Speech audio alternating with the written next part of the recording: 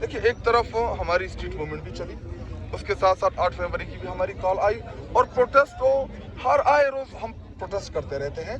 लेकिन इस दफ़ा का जो प्रोटेस्ट हमने करना है, देखिए हमारे पास चांस है कि हमने एक बड़ी कॉल देनी है, वो रमज़ान में देनी है, ईद के बाद देनी है, महीना बाद देनी है, 2 महीने बाद देनी है, जब भी देनी है एक कॉल हमने ज़रूर देनी है। लेकिन इस दफ़ा जो हम कॉल देंगे, हम चाहते हैं कि हम तैयारी के साथ आएँ।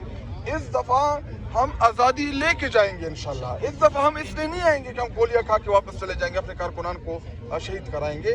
और इस दफ़ा का जो मेरे अपने जहन में जो आइडियाज़ हैं, वो भी मैं पार्टी के साथ शेयर करूंगा कि हम इसको मौसर कैसे कर सकते हैं, इससे हम कामयाबी कैसे हासिल कर सकते हैं।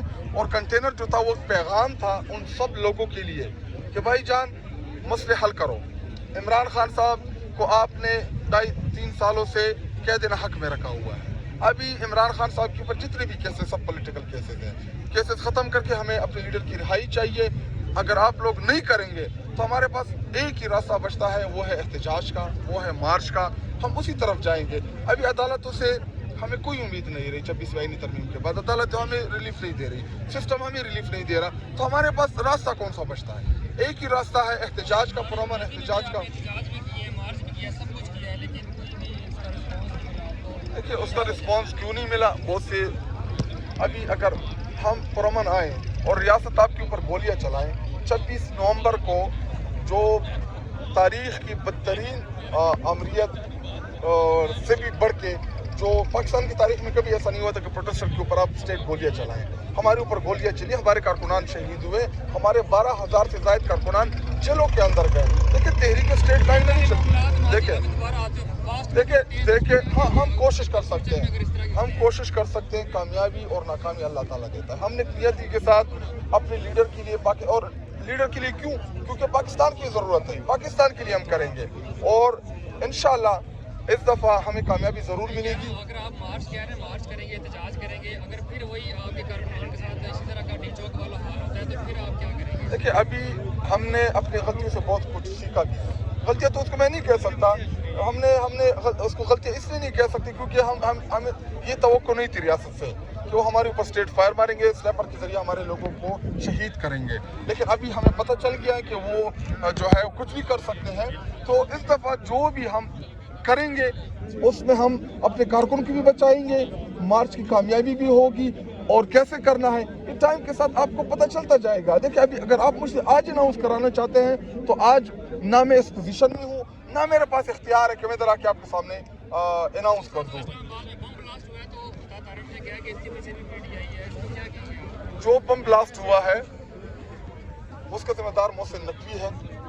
मोहसिन नकवी वजीर दाखिला इस्लामाबाद, उसको बहुत छोटी जुरिस्डिक्शन है।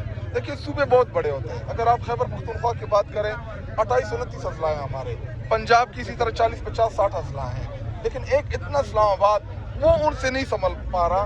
उसमें उसकी सिक्योरिटी लैब्स जो है वो इस लेवल तक है कि इमाम बारगाह पे हमला होता है, उसमें बेगुनाह लोगों को शहीद करते हैं। और सीरियसनेस का ये आलम कि वो मोहसिन नकवी 5 मिनट के लिए भी पार्लियामान के अंदर नहीं आया कि वो पार्लियामान को इत्मीनान मिले। हमें पता है कि जाली तरीके से आए, हमें पता है कि फॉर्म 47 का पार्लियामान है, हमें पता है कि सारे 2 नंबर लोग पार्लियामान के अंदर बैठे हैं। लेकिन कम से कम जो भी था, आप लोग, वो लोग तो नहीं करते इस पार्लियामान की रिस्पेक्ट, लेकिन हम तो करते हैं। किसी को अनबोर्ड नहीं लिया गया। देखिए, जिधर जिधर इन्होंने तकब्बुर किया, इन्होंने बलूचिस्तान के हालात के ऊपर कहा कि ये एक SHO की मार है। फिर आपने 7 अजला के, बलूचिस्तान के 7 अजला में देखा कि जो दहशतगर्दी के वहाँ पे वाक़यात रहनुमा हुए, आज भी मीडिया को भी उसके ऊपर बोलने जो है वो बंद किया हुआ है। तीरा के मामले के ऊपर इन्होंने जबरी तौर पे लोगों को नीचे उतारा, जब लोगों को नीचे उतारा आगे से इनकारी हो गए। तो ये तो इनकी पॉलिसी थी और हम यही इनको कह रहे हैं कि जी, आपकी पॉलिसीज जो है वो नाकिस है, आपकी पॉलिसीज गलत है, अपने पॉलिसीज को रिव्यू करें क्योंकि ये लोगों की जिंदगी का सवाल है। सुन ली, अलामा नासिर की बात भी सुन ली।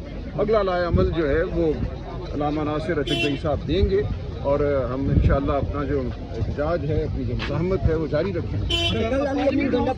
पार्लियामेंट हाउस में कोई इकट्ठा नहीं हो रहा आज नहीं, अब रमज़ान है, कल से सब लोग जाएंगे, माह रमज़ान का एहतराम, रोज़े रखेंगे। लेकिन इस दौरान भी हमारी मज़ामत जो है वो जारी रहेगी। جیسا کہ علی امین صاحب جیسا کہ سہیل آفریدی صاحب نے کہا کہ ہم ایک پرامن لوگ ہیں, ہم آئین اور قانون کے مطابق چلتے ہیں اور اسی طرح ہم چلتے رہیں گے اور اپنی آواز بلند کرتے رہیں گے. کہتے ہیں سلمان اکرم راجہ صاحب کون ہوتے ہیں جو مجھ سے چلیں ان سے بات کر ہو جائے گی, ان کی فکر نہ کریں. حساب مانگا تھا سر کیا؟ جی دیکھیں کوئی اختلافات کی وجہ نہیں ہے. دیکھیں ہر ایک کو اپنی زبان پہ قابو رکھنا چاہیے, تو ان کی قربانیاں بھی ہیں, ان کی خدمت بھی ہے, لیکن ایسا نہیں ہو سکتا کہ آپ کی زبان بے قابو ہو جائے. تو انشاءاللہ وہ ٹھیک ہو جائے گا. مشورہ کیا دیتے ہیں سر یہ دیکھیں اپنی زبان انشاءاللہ قابو میں رکھیں پارٹی گے. فیصلہ آپ مطمئن ہو گئے تھے, تو جو علاج ہوا تو وہ مطمئن ہو گئے تھے, پھر علیمہ خان صاحب نے اس کو ویٹو کر دیا.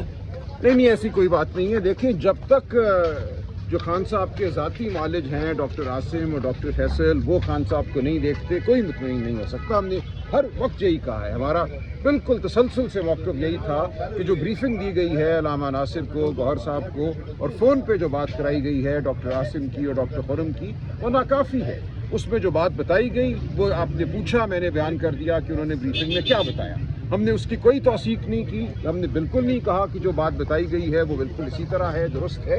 ہم نے ہمیشہ کہا ہے کہ ڈاکٹر عاصم کو رسائی دی جائے خان صاحب تک. جب تک یہ نہیں ہوگا کوئی رپورٹ جو ہے وہ ہم نہیں مان سکتے, کوئی تسلی نہیں ہوگی. پارٹی ڈسپلن کی خلاف ورزی بہت سارے رہنما آپ کے کر رہے ہیں, ابھی گنڈاپور صاحب بھی پارٹی ڈسپلن کے خلاف ہی جا رہے ہیں, کارروائی کیوں نہیں کر رہی پی ٹی آئی؟ دیکھیے بالکل ہوگی, میں نے یہی کہا ہے. ڈسپلن سب سے ضروری چیز ہے. آج آپ نے سنا سہیل آفریدی صاحب کو بھی, ایسا نہیں ہو سکتا کہ ہر شخص جو ہے اپنا کوئی لائے عمل بنا لے, اپنا وہ بیانیہ بنا لے. تو پارٹی میں ڈسپلن بالکل اہم ہے اور اہم ترین ہے, اور اگلے چند دنوں میں بالکل اس حوالے سے بات ہوگی.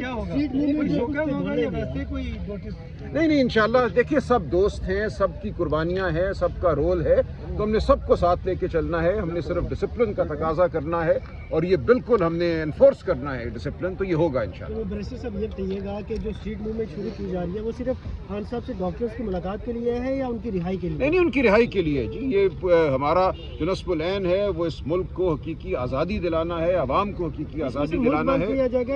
دیکھیے یہ لائے عمل آپ کے سامنے آ جائے گا, جیسا کہ سہیل آفریدی صاحب نے بھی کہا فری عمران خان فورس بنے گی, لیکن لائے عمل جو ہے وہ علامہ ناصر اور جو راجہ ناصر صاحب نے بات کی ہے, یہ معاملہ چلتا رہے گا. دیکھیے پورا ملک اس وقت عمران خان صاحب کے ساتھ بھڑک رہا ہے. جو عمران خان صاحب کی قید ہے, جو ان کی صحت کے معاملات ہیں, یہ پیچھے اس پہ کوئی ہٹنے والا نہیں ہے. یہ ہمارے لیے اہم ترین ہے, اور جو اس ملک کو ہم نے آزادی دلانی ہے, جمہوریت کو بحال کرنا ہے, آئین کو بحال کرنا ہے, یہ چلتا رہے گا معاملہ. یہ ایک دن کا معاملہ نہیں ہوتا.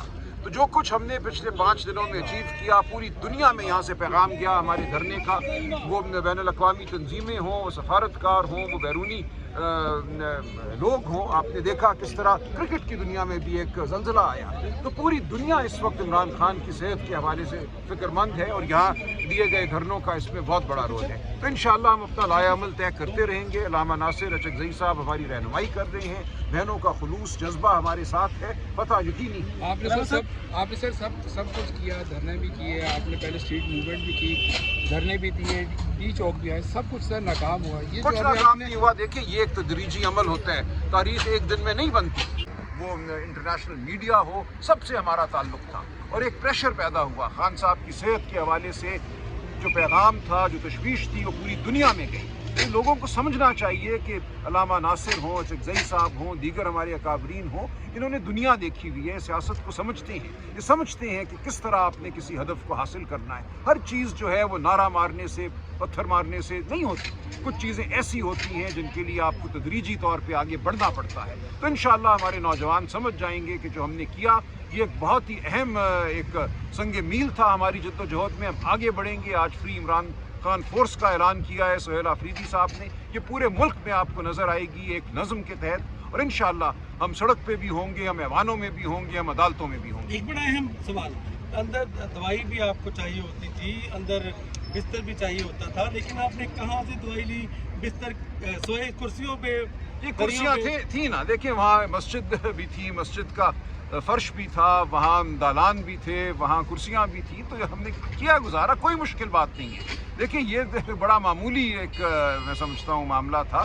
جو آپ جس تکلیف کی بات کر رہے ہیں ہمیں کسی کو محسوس نہیں ہے. اچھا, وہ جو میں نے ایک فوٹیج بنائی جس میں آپ کرسی پہ سو رہے ہیں, और बहुत सारे लोग कुर्सी में सो रहे हैं, तो इस कोई जिस्मानी तकलीफ से देखिए ये तो हिस्सा है इस दौर का, ये एक जबर का दौर है, जुल्म का दौर है। ऊँघ लेते थे हम, कुर्सी पे सोना तो क्या होता है, थोड़ी देर ऊँघ लिया, फिर उठ खड़े हुए, बात की, लोगों से रब्ता किया, तो ये चलता रहा मामला इसी तरह। और आप देखिए अडयाला के बाहर जब हम 2-3 बजे तक रहते हैं, फिर पानी की बौछार होती है, वाटर कैनन्स आती हैं। आपने देखा हम कराची गए, वहाँ हम 3 रातें